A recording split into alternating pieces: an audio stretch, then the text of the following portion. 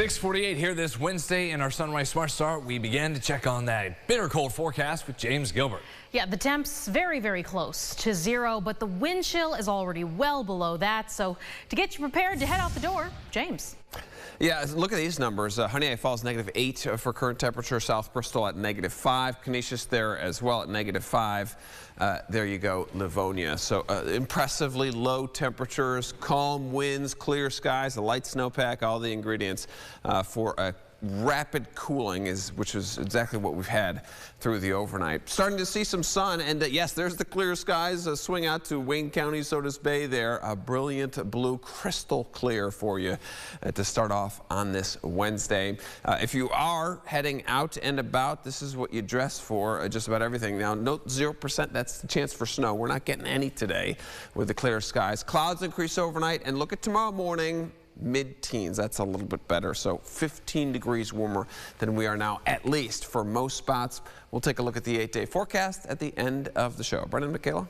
All right, thank you so much, James. Well, speaking of these dangerously cold temperatures, warming centers very much needed around this time, and they report even more people seeking shelter. There's such a need here. Let's bring in Aran for that part of our coverage in this new shelter that just opened days ago in Brockport. Aran. Yeah, guys, the community warming center at the Brockport First Baptist Church just opened its doors last Thursday and has been busy every day since. We're told once 8 o'clock hits, a TV rolls out alongside beds, food, and a restroom, turning the church on the town's main street into a nighttime warming center. The church and other partners have a food pantry full of non-perishable items. That way folks spending the night can have a warm meal, and when they leave, they can fill their backpack with things to survive while out on the streets. However, organizers tell us none of this would be possible without the help of the community and their partners.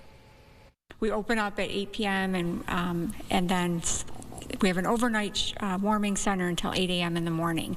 And so once that 8 a.m. hits, we have to figure out a way for these individuals to get to another warm place, a daytime warming center, which in this community is the Seymour Library. And so we've been working with RTS On Demand, which has been a great partner, and been able to get these individuals over to the library to stay warm during the day. The most people they've had so far is 9, but they expect more folks to come in as the week progresses. Donations are always welcome for the food pantry and filling up those hygiene bags. We have information on how you can help, and for those looking for a warm place to stay, over in this article on our website, rochesterfirst.com. Guys. All right, thank you very much, Aran. Well, as we continue to watch these dropping temperatures, more than 20 districts, daycares, and private schools already announced they are closed today. That includes the second day in a row for no school for kids in Rochester. It's a day off in East Rochester, Webster, the Irondequoit schools, and Penfield, to name a few others. Brighton as well today. After school activities also off. City art centers will be open from 11 to 6 in Rochester, providing students with a safe and warm place to go. Food will also be provided.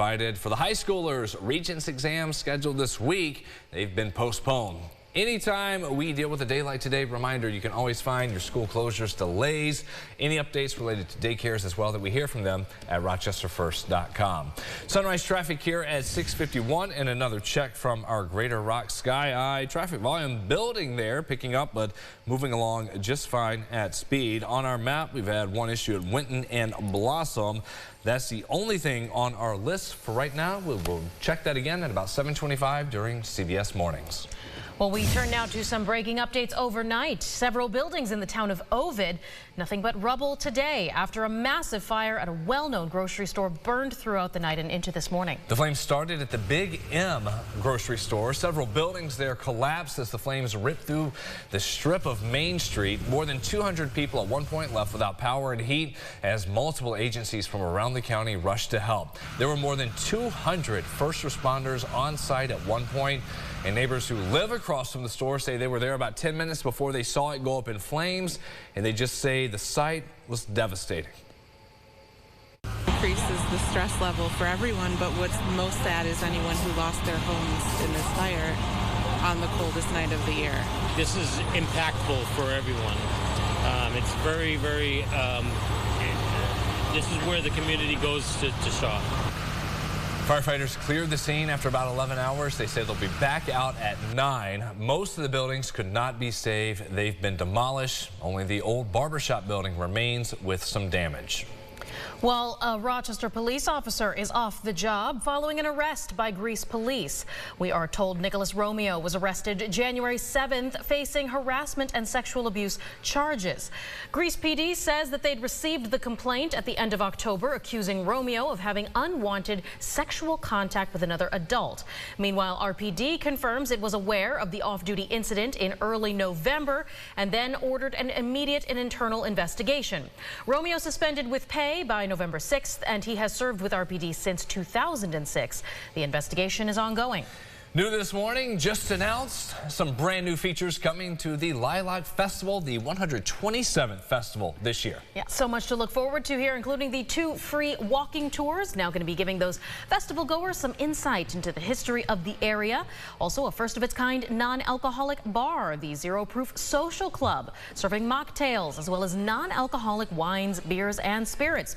There's also going to be a new farmers market running 2 days of the festival and giving folks a chance to shop those farm-to-table foods and artisanal goodies. The festival coming to you May 9th through May 18th. Also, Grand Marshal Karen Iglesia, primetime 585. Let's go inside the huddle. The only thing standing in the way of the Super Bowl for the Bills, just the 2-time defending Super Bowl champs. You don't really have to talk about the team's playoff performances against the Chiefs, but we will do so anyway. 3 games, 3 losses, and needing to take down their rivals was always going to be how this would end up, and the team knew that as well. Top priority for the defense for Buffalo, trying to slow down Travis Kelce. The tight end has beat up on the Bills in the playoffs, racking up 26 catches for about 290 yards, 5 touchdowns in just 3 appearances. In November, the regular season, the Bills did have an answer for the future Hall of Famer, keeping him to just 2 catches for 8 yards. Every other time, though, this decade against the Bills, he's put up at least 80 yards or a score.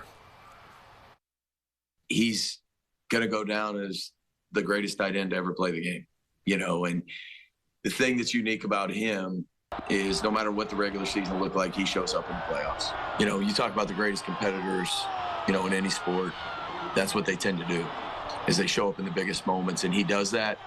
So we got to try to put a plan together as best we can to make sure that we at least keep him contained.